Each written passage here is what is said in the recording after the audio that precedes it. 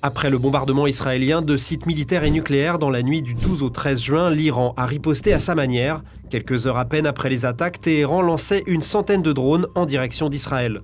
D'après l'armée israélienne, il s'agirait de Shahed 129, des drones de longue portée très similaires aux engins occidentaux, et surtout de Shahed 136. Ces drones kamikazes sont un vrai succès iranien. Des Houthis jusqu'à l'armée russe, le Shahed 136 s'exporte et pour plusieurs raisons. Il est léger, il est peu cher à produire et il peut être déployé depuis un camion. Tout ça pour atteindre des cibles jusqu'à 2000 km de distance. Cheap, transportable, relativement précis et autonome, il peut être envoyé par vagues, comme en 2024, quand Téhéran avait attaqué Israël avec 170 drones et plus d'une centaine de missiles balistiques. À l'époque, l'attaque avait fait très peu de dégâts.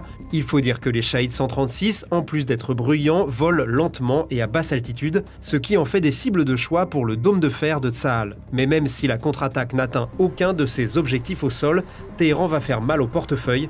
En 2024, protéger son territoire contre la vague iranienne avait coûté plus d'1 milliard d'euros en missiles à Israël. Selon l'agence de presse Reuters, l'Iran avait dépensé moins de 10% de ce montant à l'époque.